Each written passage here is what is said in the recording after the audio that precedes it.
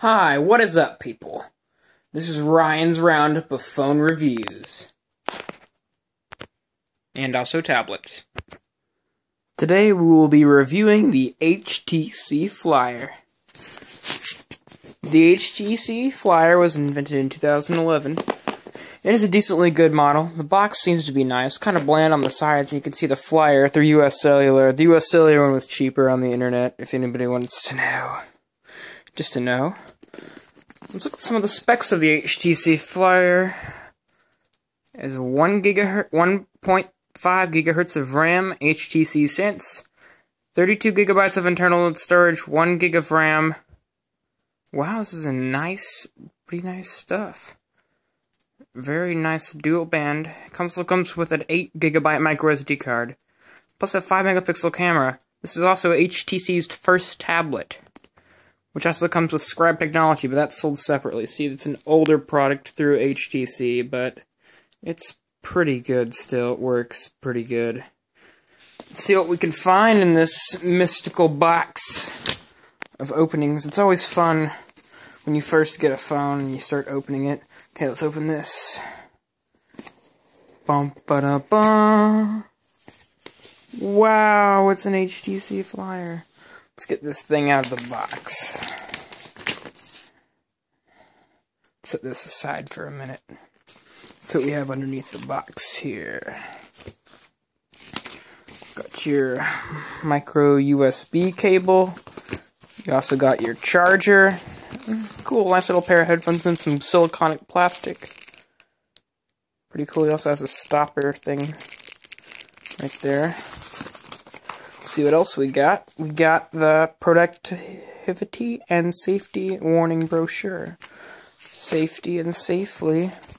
Also a little pamphlet. Ooh, kind of confusing pamphlet. It's the HTC Flyer. It's just a quick guide about how to use it. There's a lot of different Scribe technologies as depicted. We'll get into that later. And look, there's a little US Cellular thing, it looks like, as well, about the Android market. But unfortunately, or fortunately, Android market sucks, and it's been updated to Google Play, so that's good for everybody else. Anything more than donut. This thing came out on Gingerbread in its heyday, but the US Cellular update doesn't update until it gets updated manually. And let's get into the good stuff. The actual tablet itself. As you can see, it has a nice 7.0-inch screen with the branding of logo of HTC on the top. Also has a 1.3 megapixel camera on its right side. On the right side of it, you have your volume rocker standard. I liked the reaction that was with it. It was nice and solid. Plus you have dual micro speakers, a 3.5mm headset jack, and the unlock power button, which seems to be pretty responsive and tactile-ish. On the left side, you have nothing except for the stereo speakers, which are very good. And on the bottom, you have your standard micro USB charging connector. And on the back, you'll see the HTC brand logo, and also a 5.0 megapixel camera, which autofocus. Also, this tablet is loaded with HTC Sense, which is pretty good, but this tablet is not completely new. I pretty much loaded a Jelly Bean ROM onto it already, so let's see what happens when I turn it on. It's always the most exciting part when you're waiting for it to turn on. Nice little tactile response, I liked that. Hey look, it's already on.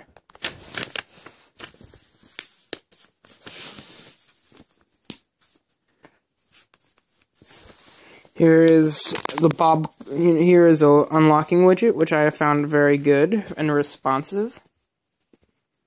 I set it to my liking. Since this thing has a 1.5 gigahertz single-core processor, it runs just as good as pretty much any other tablet would. Even better than the Samsung Galaxy Note 3 or the Tab 3, whatever you want to call it. It's kind of sucky, but there is a good thing that comes with the HTC Flyer, but it used to cost $80 separately, but now it does not. I got mine for $13 on the internet with its own battery. It takes a quadruple A. I know it sounds really weird, but it's a quadruple A. I've not seen anything like it. Here's that quadruple A battery that I was talking about. I've never seen anything like it. 4 A's. I mean, it's just really astounding what they've even came up with. It's an Energizer too. It's pretty cool. Here's the stylus itself. Right now it cannot be used to move around anything on the tablet itself because it has not been updated to Jelly Bean yet. I'm working on doing that, but it's not really worth it because it works just as well without it. But you can still use scribe technology with it, such as what you do right here. You tap the corner. You can see it glows, and all you do is tap the corner, kind of like this, or just tap it like that. Well, and eventually it ends up saving the screenshot. It's probably just not working right now, because it's kind of old if you know what I mean. Well, that's not the point right now. Let's get deep in depth with the HTC Flyer. Right now, I am using a Sense interface that I downloaded through ADW of Jelly Bean 4.3, which is the newest current version of Jelly Bean. You can optimize it in very different many ways, such as different kinds of little management applications. This actually has 1020 display of 310 pixel density, which is decently well for the count of this is a 2-year-old tablet. Another thing you might notice is you can customize the different ways that you scroll, like if you want to go in and out, which I have the basic standard used to scrolling, but I have a moving wallpaper behind me. It doesn't move around on its own unless I move it currently. Notification bar is basically the same as the HTC, which is not changeable through the ADW settings. Shows some recent apps, and also your notifications and your quick settings. The quick settings are pretty useful, but they're okay too. The color saturation, this is very good. I'll give it a 9 out of 10. Colors seem bright, vibrant, and moving. When you're launching apps, they go extremely quickly, especially apps like Minecraft, which are high resolution.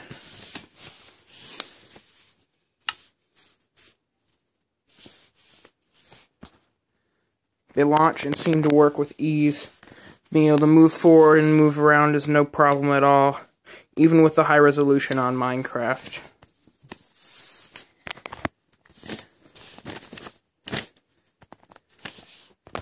Back in its heyday, this tablet used to be able to sell for about $500 would be a good price for the 32GB one. But now, since different tablets have come out and nobody seems to have taken a liking to it besides me and other few specific people, it's dropped its price to about $150, which is what I got it for. This pen I got for $12 as well. It's pretty cool. I also got this case. This cost $2, but it's made of leather and it has a pin holder, and it's really nice. I also have some stands and a magnet so it doesn't pop open. It's really useful. See what kind of apps I have. These are the different apps that I have in alphabetical order, starting with ADW configurations, but there are two main apps that I would like to point out key as being some of the best apps that I've ever seen. First one off being, let me find it first. Okay, there it is, yeah. It's called Mobile Care. It's right here. It's really an awesome app. I mean, you can do a lot with it. It scans your phones for viruses. I'll scan it right now and see what it comes up with. It takes a little while to scan it, but not too long. Turns out all that I had was some tasks and archives that are pretty much useless, but it also clears the memory of them, and then you can hit repair, which will clear it all, make everything back to normal, the way it should be. That's good. And I'll hit OK. You can also scan your battery and learn how your battery life is doing. I'm at 66%, which is 18 hours of minimal usage, or I would say about 8 hours of full-on heavy usage. The battery saver kind of works well, but it just minimizes all of your settings, which I already have minimized. Now, if I go to battery saver and hit OK, it just changes it by about an hour. But while on my Samsung Galaxy Note 2, I have all my stuff at a really high brightness setting, and it changes it by about 4 hours, which is pretty cool, actually. But then I can't see my screen, I just turn the brightness up, which is what's really eating away about 70% of its battery.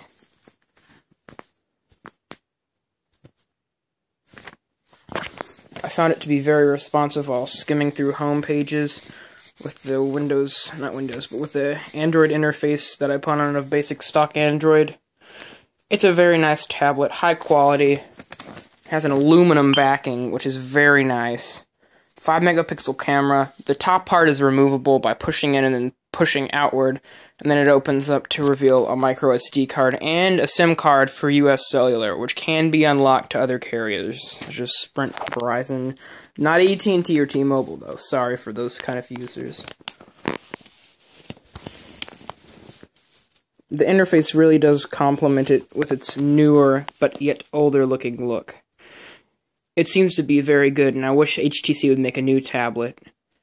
Thank you for watching this video. It's a very nice tablet.